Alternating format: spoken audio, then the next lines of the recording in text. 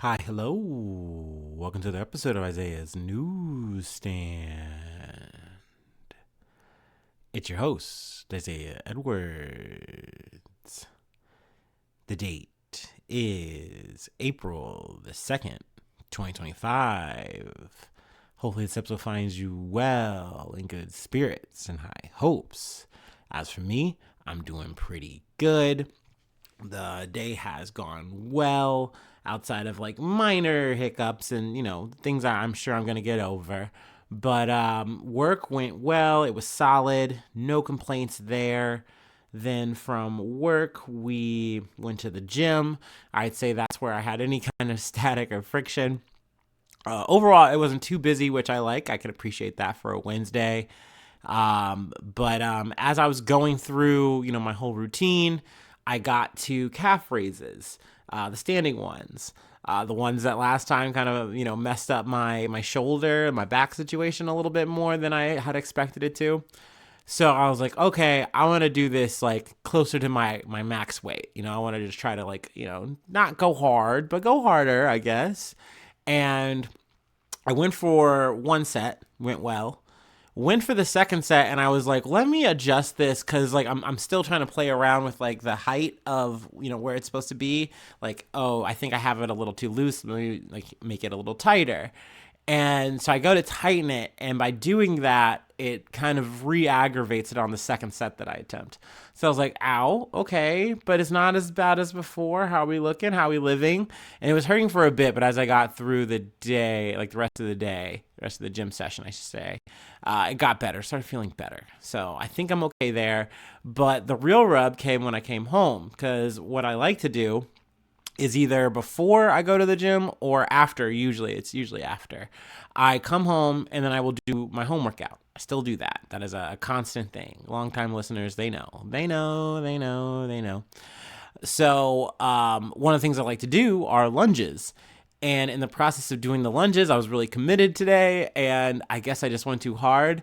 And my right ankle just, didn't like it. And it's not liking it still. So that's fun, a nice little, circus of pain. So you really don't feel too bad about any one particular spot, it kind of just shifts and moves. At first at the top of the day, I was like, oh yeah, it's my neck, the top of my back that hurts. Now it's like, it's kind of all over. I love that. I love that for me. But no, honestly, oopsie daisies aside, today's been good. It's been solid. Apparently there's a storm that's supposed to be coming. So kind of concerned about that, but glad I dodged it. It's supposed to, I guess, come later tonight. So keep you posted. I'll see. Hopefully, there's nothing crazy. But anyway, I'm trying to think. Ooh.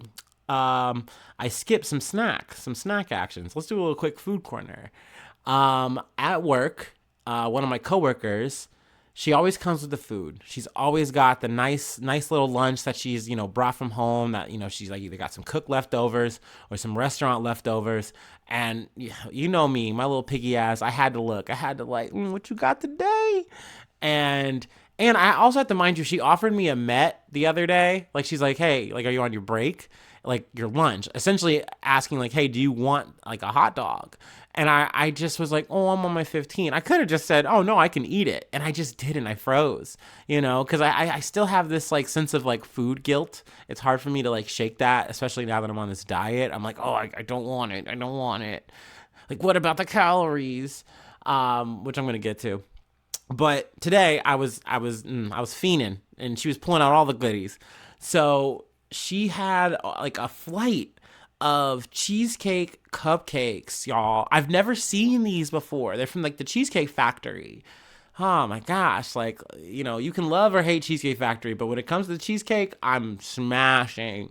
So I was looking over like a hungry little puppy, and she was like, "Do you want one?" And I was like, "Yes." And she's like, "You can have half of one." And I was like, "Yes."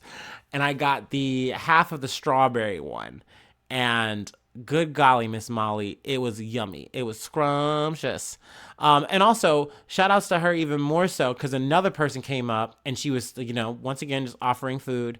and the person eyed the other half of that strawberry cheesecake, and she like kind of sighed, and she's like, yeah, you can have it. I was like, you're the goat. You're a young saint. I fuck with that. Like, that's the person I would take a bullet for. If you have given me food, I will take one for you. I will take one for that team for sure, because you have put food in my belly. You've allowed me to survive, and it was yummy. It was scrumptious. Like, you broke bread with me. That's such a like big major thing for me. That's a part of my love language, whatever you want to call it. So best believe she's on my good list. She's on my my hero list, my saint list, if you will. So I wanted to shout out that. Felt really fucking bad though about eating it. Like, now I have this really bad habit, especially because like, even if you can't find it, you can find it now. Like, I was looking up like how many calories was that, and it's like, well, it showed me a whole cheesecake, and of course I wanted to cry when I saw how many calories are in a whole ass cheesecake slice like that. But I was like, no, that's not exactly what I ate. I can get like more specific. I can get more granular with the details. So I hop on the DeepSeek, and I hit the query, and it goes through the whole thing, and it starts doing like comparisons and like, well, it's a little bit like this and it's a little bit like that, so I can kind of give you an estimate if I can about how many calories. And I'm like, that's close enough, thank you. So I felt a little better after seeing, it's like, hey, I ate half of like a thing, like, it's okay, it's fine, we're gonna be all right. And I know I was still hungry.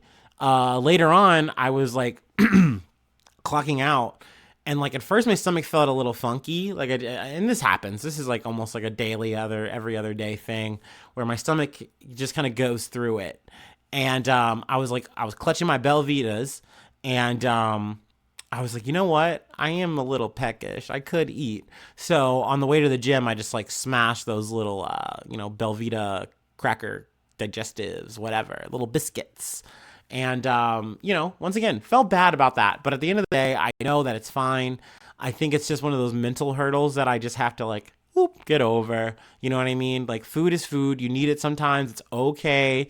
It's not going to kill you. And you know what else isn't going to kill me? Gaining a few pounds. You know what I mean? Like, for the first time, I really can say that to myself and understand that it's like, hey, you're not saying that because you're giving up in any kind of way or you're making concessions. It's just, this is human. This is, you're living a lifestyle, man. And I don't want to be so rigid that I like break or like, go crazy, whatever. It's just not worth it, right? So, really trying to find these happy mediums where, I'm sticking to the script, but I'm also still having like enjoyable days, right? Enjoyable moments. Like, and food is a thing. Like, I've said this before, where it's like, I hate the people who lose a bunch of weight and they switch up. Like, they switch up in terms of like their thoughts on food. And like, I mean, maybe that's what it took to get you where you needed to go, and that's no shade or whatever, but they switch up and they go, oh, if you like food, you're weird. And it's like, that's such a strange take to me, to see that happen with people who,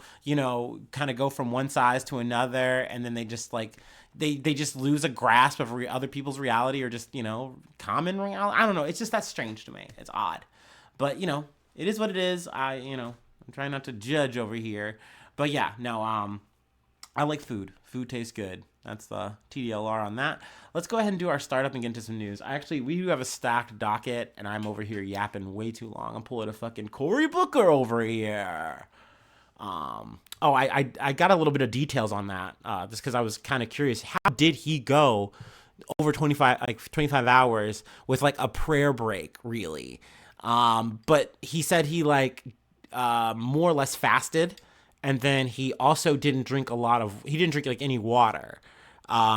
So he said, yeah, I got really dehydrated, which probably isn't the best move when you're in your 50s, but at the same time, it was the only way I could kind of do it without having to go to the restroom. I couldn't leave my area, couldn't like sit down. So that led to me getting cramps, which was like maybe like one of the harder parts of it, but he hurdled through. And also a little bit of an update on that. It does look like they closed the session for at least the week. Like, they aren't gonna like do any work for the rest of the week, which I'm like, oh, cool. So yeah, they kind of just get a break. They get a working break. Good for them. Good for these politicians. But I mean, hey, good that they're not shoving down any of these bullshit ass fucking bills and trying to make dumbass fucking Trumpian laws That's the thing.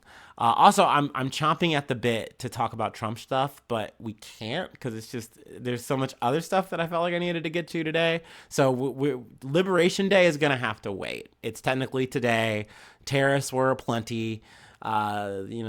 Trades they are a Warren, but yeah, we'll save that for tomorrow, I think. But yeah, let's go ahead and do our startup. Sorry.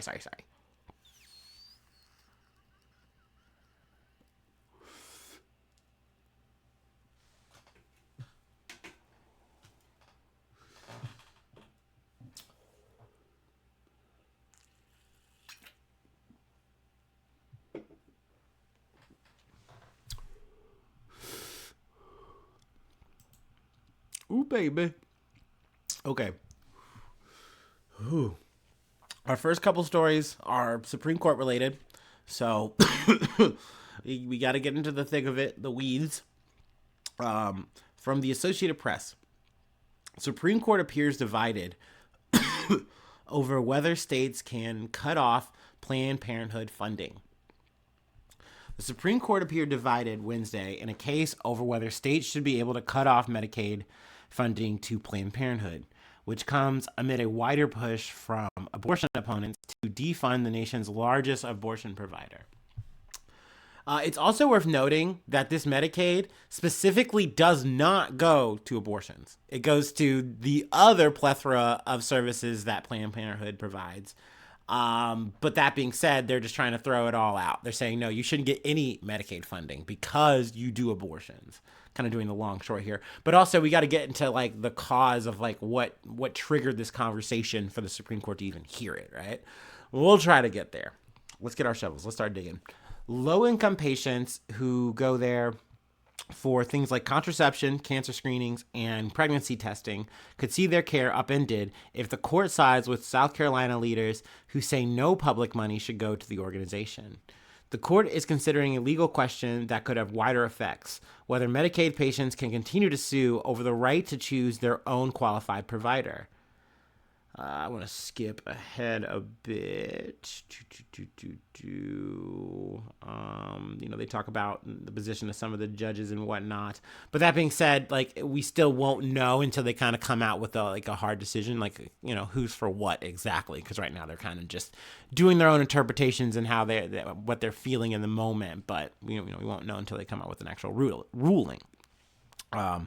But this is where it stems from. South Carolina's move to cut off Medicaid funding was blocked in court following a lawsuit from Medicaid patient Julie Edwards, who wanted to keep going to Planned Parenthood for the birth control she needed because her diabetes can make it dangerous for her to carry a pregnancy to term, according to court papers. The state eventually appealed to the Supreme Court. So they're like, yeah, we know you have diabetes and like you probably can't afford this in other ways, and we're forcing you a harder existence. We're forcing a harder existence onto you. But like we want to get rid of Medicaid. We want to stop funding Planned Parenthood like so bad that we need this to go all the way up. Like we're that rabid about it. So I mean, this is a scary thing. We're not new to this territory in terms of abortion.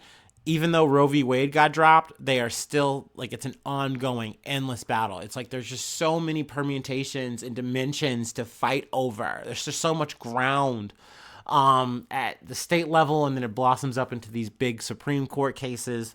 So yeah, I mean, obviously this isn't our first time around the block here.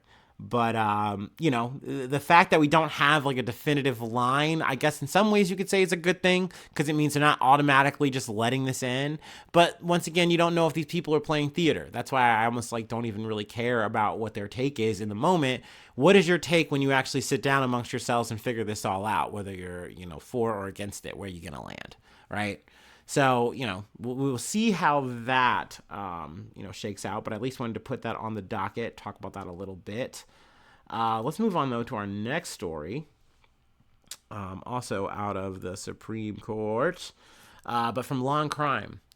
Leaving substantial confusion, Thomas Kavanaugh chide court for advisory opinion and truck driver lawsuit against CBD company.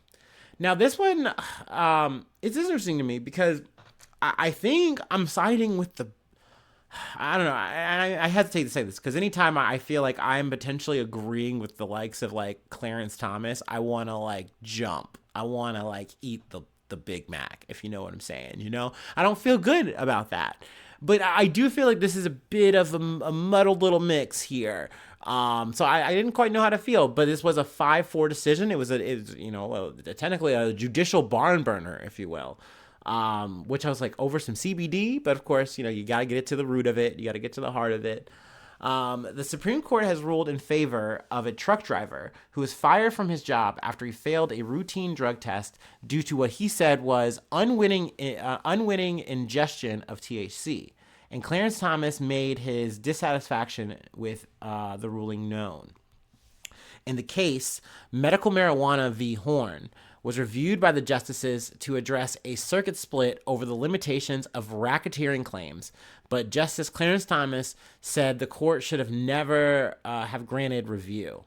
Douglas Horn, a commercial truck driver, blamed his positive test not on intentional drug use, but on his having taken Dixie X, which, crazy with those names, Ted, a CBD-based wellness product marketed as being free of tetrahydrocannabinol, which is THC. I usually don't say it by its I'm not gonna say the thing I was gonna say. Its birth name, its government name, if you know what I'm saying. Anyway, the active ingredient in marijuana.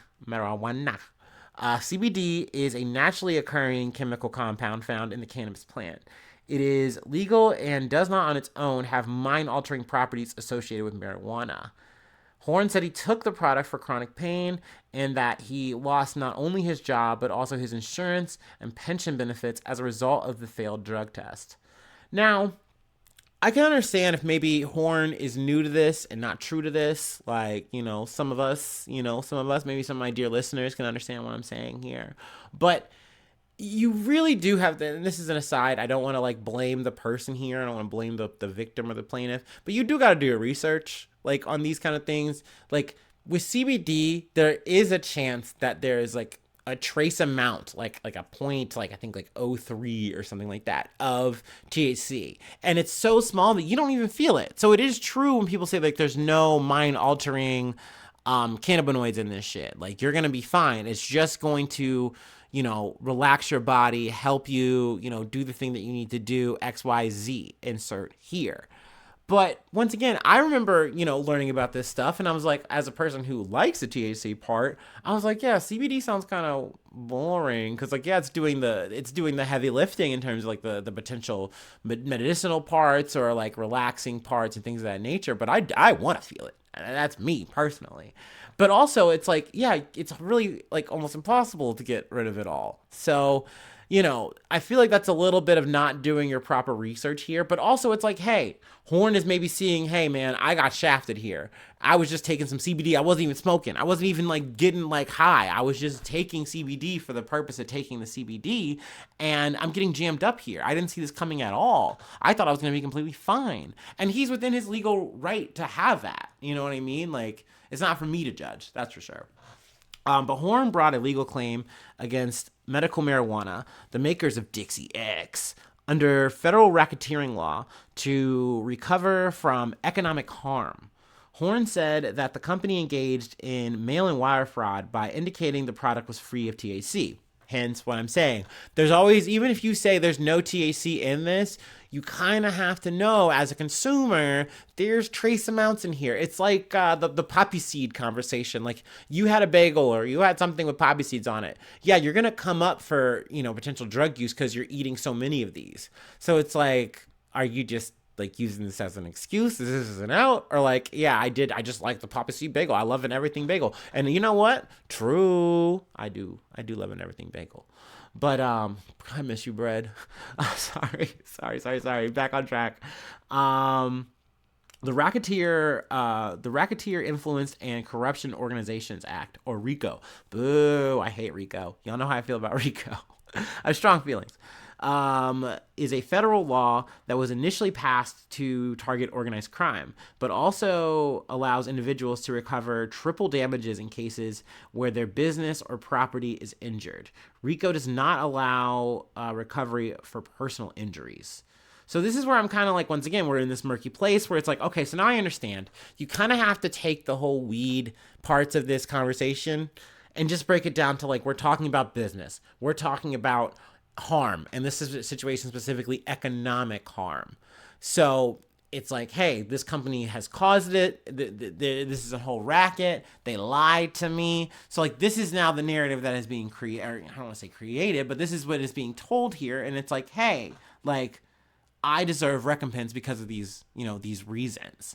And I'm like, damn, does he? Like, I really am like kind of on the fence. But in a 5-4 decision, the justices sided with Horn on Wednesday. Justice Amy Coney Barrett wrote for the court's majority. So she flipped it up a little bit. She said, I'm going to switch it up. I think Neil Gorsuch also switched too, I guess you could say. When all is said and done, Barrett writes, medical marijuana is left fighting the most natural interpretation of the text, that injured means harmed, with no plausible alternative in hand. That is a battle it cannot win. Excuse me. Barrett emphasized that the court expresses no view on whether Horn actually suffered a personal injury by consuming the THC. Rather, she said, the justices confined their opinion to assessing whether the kind of injury Horn claimed fits within RICO parameters.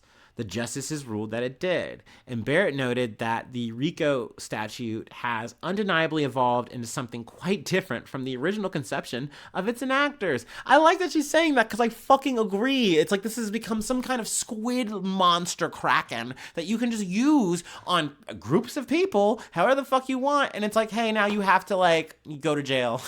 We got you. This is like a cheat code or something. We just kind of get to bundle you up and say, no matter what, if this person did this, you're all guilty of that. I'm being loose with it a bit. But like, once again, it can be used like this if you have the right lawyer to kind of spin the yarn and you have the right, judge and jury to kind of let it happen. So you see what I'm saying? Where I go, yeah, I'm rooting for this individual here. Horn, shout out to you. You're just trying to CBD up. You're just trying to relax and do your thing. But like, the forces at play here I really don't like, and I'm not rooting for a business, even though this is like a it seems like a medical marijuana situation, so I am in a way, but this just seems like such a head spin, a little bit of a whirlpool, if you will. So yeah, I mean, we could read further, but I really just wanted to talk and just kind of throw my 2 cents out there how I felt about it. Very interesting case though. This is one where I actually was like, oh no, let me kind of digest this and actually talk about it on the episode because it would just be fun, which I know I'm a dork. But anyway, from one courtroom to another, let's go ahead and just move on. Let's scoot it. We have an update. An update that kind of caught me out of the blue from Hooters. Judge dismisses New York mayor's corruption case. Slams Trump administration bargain. Yeah, me too, bud. Me fucking too. A U.S. judge dismissed corruption charges against the New York City mayor, Eric Adams, on Wednesday, even as he said the Trump administration's argument that the case should be dropped because it was hindering the Democratic politicians' help with an immigration crackdown smacks of a bargain. I believe Dale Ho was the judge who dismissed this with prejudice, and I think the prejudice part is very key here because essentially that means now he can't be retried. So he's kind of quote unquote freed from the sword of Damascus or whatever, and the Trump technically isn't going to hold that over him. They can't because they can't just then say, oh no, you actually can do whatever the fuck you want with him. He's not being compliant, so you can run the trial. But that being said, this is a trial in which he should have, had to face. And in my opinion, and I think a lot of other legal, people, the experts, they would be like, yeah, he's pretty dead to rights here. He did the fucking corruption. He took fucking bribes from Turkey so he could jet set to Turkey and all around doing his little trips and doing his little thing, and then some.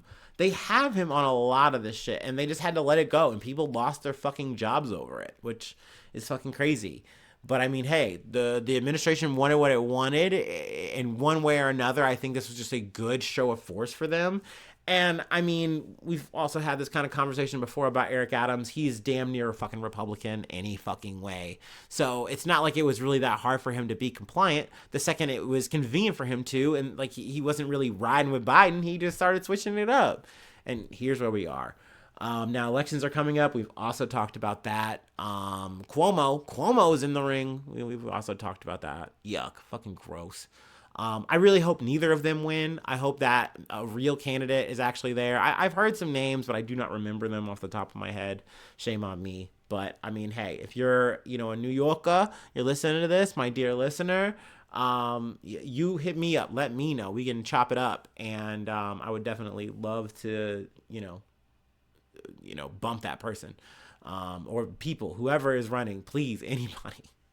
But yeah, I mean, this is more or less done now, so it's kind of the end of it, which is crazy that this is how it ends for this. Like, he was dead to rights on this stuff, man. Like, they literally had him. Like, it's wild. He just gets to skate away on this shit. That's New York, baby. I don't know. My accent's terrible, but forget about it.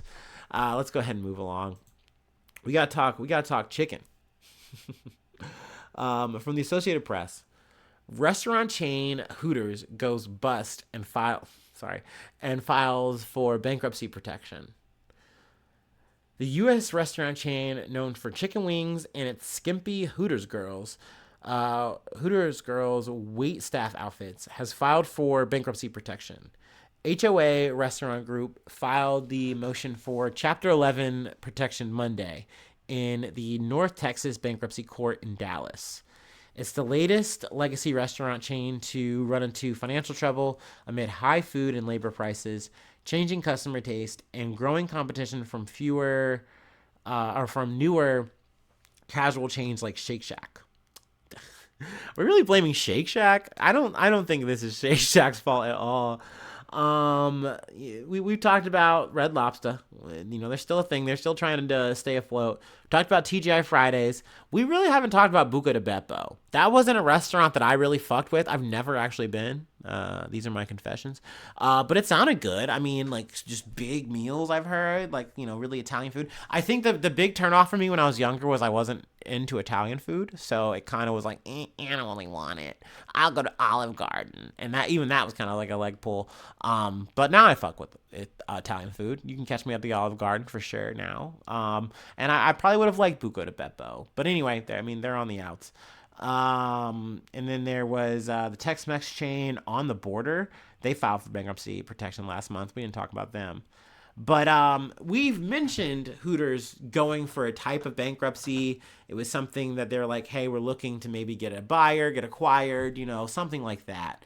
But it looks like that wasn't in the cards. So they're like, no, we got to go full tilt. We got to give it up. It's over. Under the Hooters bankruptcy plan, 100 company-owned U.S. restaurants would be sold to a group of Hooters franchisees. The franchisees, who include Hooters founders, currently operate 14 of the 30 highest volume Hooters restaurants in the U.S., the company said. For many years now, the Hooters brand has been owned by private equity firms and the other groups with no history or experience with the Hooters brand. Neil Kiefert, CEO of the franchise group Hooters Incorporated, said in a statement, as a result of these transactions, the Hooters brand will once again be in the hands of highly experienced Hooters franchisees and will be well positioned to return this iconic brand to its historic success. Let's see here. Hooters said franchisees or licensing partners would continue to operate all existing locations, including those outside the U.S. There are approximately 305 Hooters restaurants in 29 states and 17 countries, according to court filings. They go into we'll read this quick little history bite here. Hooters, based in Atlanta, Georgia, was founded in Clearwater, Florida, in 1983 by 6 businessmen with no food service experience who claimed they wanted to run a restaurant they couldn't get kicked out of. That is so horny. Like these are the proto gooners. Like these guys walked so that you could just have your goon cave. Like because you didn't need that. You didn't need to have a restaurant that like maybe you should have gotten kicked out. Like what are you doing that's getting you kicked out, sir, sirs, gentlemen? That's a wild like you shouldn't have that on wax. That is a bad omen, bro. I mean, hey, I'm not knocking it. If you like a Hooters, you like a Hooters. I know some people are like, oh, if you had the right, the right Hooters restaurant, the right cooks, it's actually really yummy. It's really good food. I went a time or two. It wasn't that memorable for me. So it just was what it was. I remember most of my Hooters interactions were as a dasher. And, I mean, the vibe was always pretty empty, pretty spacious. So, yeah, I mean, you can blame COVID. You can blame, all this problem, that problem. Oh, Shake Shack, the Shake Shack empire is taking over. That was a new one. I've not heard that one before. But I think maybe the model just wasn't it anymore. Just like with TGI Fridays, like they kept going further and further away from like the one thing that people were kind of going to them for, which was in my mind the apps and getting fucked up. You could still get fucked up, but not for a cheap price anymore. You weren't getting any good apps like for a cheap price anymore. So like why show up? Why go? Like once you kind of lose these things, like that's truly I think the identity that people give a shit about is that like, oh, I get a certain level quality food at a low price and I'm happy with that. And I think that's why Applebee's is still a thing. I mean, maybe I should knock on wood. Maybe they're next to go.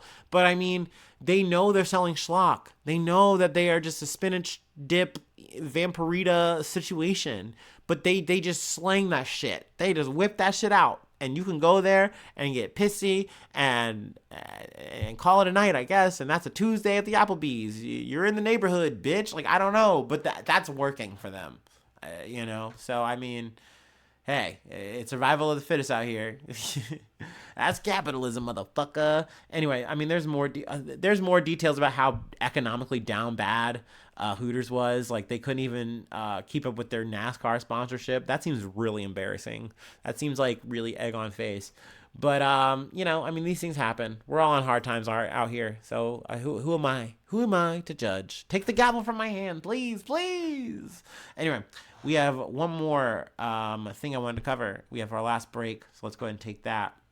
And we're going to, give our flowers to, I feel like you can say an amazing actor, right? I don't know. I don't think that's problematic or cringe to say. I'm a Val Kilmer fan. I'll save you the spoilers there. Oh, man, I'm losing my voice. That kind of sucks.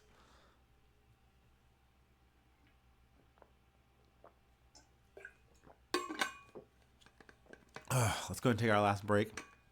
And we'll close it out. Ooey. Ooey wee.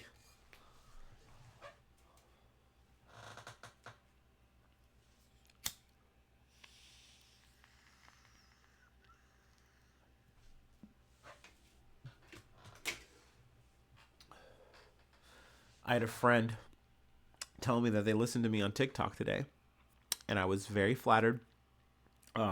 So thank you for that. And also feel free to always let me know that you listen, because that's a nice little head pat. And also tell me where you listen on, because that's always nice and neat. Also, thank you to the homie that left a comment on the Spotify. I wanted to say that before we close out, because that was really cool. I appreciate that. We love conversing. We love conversing on the platforms. Well, and you don't have to do that. Obviously, you can always just like hit me up. But the thing that they said, which we were talking about the recall there, what is the sodium hydrochlor, whatever the fuck, chlorine, whatever. It's bleach. It's a type of bleach. That ain't good. But, I mean, hey, they said class 3, don't freak out too hard, but needless to say, yucky. Anyway, you can go back to the last episode to catch up on that. We're at the end of this episode. We're doing condolences. So, anyway.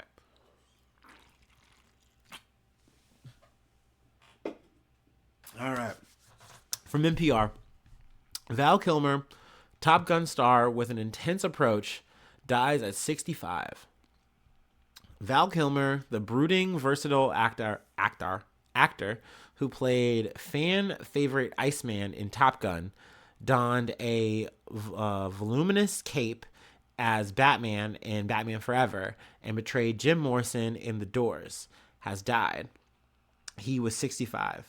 Kilmer died Tuesday night in Los Angeles, surrounded by family and friends. His daughter, Mercedes Kilmer, said in an email to the Associated Press, Kilmer died from pneumonia. He had received or he had recovered from he had recovered after a 2014 throat cancer diagnosis that required 2 tracheotomies. The New York Times was the first to report his death. They go through his history, just a little bit about him, a lot of facts and quotes and things of that nature. I will leave that to you if you would like to read. But this is where I talk about the things that I like the most about Val Kilmer. He was intense. Like, he was like all out. Like, even when the character might not have seemed so, like, he really put it all into it. And like in a way that I felt like didn't seem like, maybe at the time it seemed dorky, but like you really see the commitment over time. It's different in how you see it in certain actors. Sometimes you just know that they're doing a weird bit, but like, I don't know, there was something about Val Kilmer. It just felt like he brought it to so many roles. I would say my favorite role that he was in was Heat. Heat was an amazing heist movie, and it's filled with just like amazing, just A-rank actors, and they all shine. But like, I loved him in it. Like, it's one of those where I love those movies, and then like the actors that can kind of like stick out, or just like they gel so well with what's going on. It's like, no, even though it seems like maybe you could replace this person with another high value actor or whatever, no, you needed this cast. It was so just chef's kiss. Fucking loved it. His Batman did get panned pretty badly by some, but I fuck with that Batman. Not my favorite Batman, but I'm a millennial, so I think I am more prone to say like, yeah, Christian Bale is mine, but not so much that like I like Christian like. We're getting into an aside here because we're talking Batman shit. But like, I like Christopher Nolan's Batman. I will say that. I like Christian Bale as Batman. I think he's great because he just played the role really well, right? But, I'm definitely open for the debate on what is the best Batman, what is the best overall, because, that's completely open for debate. But anyway, back to Val Kilmer. Also, I never did. I'm just being honest here. I didn't see the what is it? The documentary about the one he did over his life. It was like really trippy and weird. I've heard really good things about that movie. It was just really telling, and it's really cool that he was so open about his life. He really got open, and because especially you go through something like throat cancer, and you have that tracheotomy situation. I think it's so easy to just be like, yeah, I'm just gonna fade to the background. I'm just gonna, be done. But like, I mean, he was even in the newest fucking Top Gun, which is also another movie, that he was iconic in. I was also gonna say this too. I think Top Gun would be my favorite Val Kilmer movie, but it's very complicated. It's complicated. It's safe to do spoilers, because if you haven't seen the original Top Gun, I don't know what to tell you. But like, Goose dies. That, like, Goose is my favorite character in that. So like, that's on. I'm sorry, but that's on him. That's on Iceman. So I kind of took that personally, and that kind of made me go, okay, yeah, Val Kilmer can never be my favorite. He can't be my favorite. And not in Top Gun. He's like number 3. Yeah, he's like number 3. Anyway, so those are my thoughts on Val Kilmer. Rest in power. Thank you for the effort. I'm sure there's so many like movies that you could say, oh, that's my Val Kilmer movie. Tombstone, I fuck with that. You know what I mean? Like, there's just so many you can pick. So, closing out on a sad, somber note, but I mean, it's nice to be able to talk about, an actor like that. It feels kind of warm, a little fuzzy. So that's where we'll leave it for today. If you'd like to help out, support the effort, become a newsie today. I do have Patreon. Patreon.com/Isaiah News. Let's see. Freeways, hit me up, isaiahnews1@gmail.com. Feel free to follow me or the podcast on any other socials. I hear Tumblr's back. I hopped on that shit again. So find me on Tumblr. Not the podcast though. I'm not making a podcast account for Tumblr, but you can find the podcast like so many places. It's there. You can find me on Instagram. Follow me on Instagram there. You can see all the little thumbnail pictures. Maybe if you can't see them in another place, I don't know. But leave a like. Oh, subscribe to the YouTube. That's important. That's a free way to help out the effort. Follow on TikTok. Follow on the Spotify. Follow on Apple for podcasts. Follow on Apple or Amazon Music, Amazon Pocket, whatever the fuck I'm on. I'm on it though. You can find me. Hit that like button. Leave a cool comment. Sharing is caring. And hopefully I see you soon for some more good news. I love ya. Bye-bye. Mwah.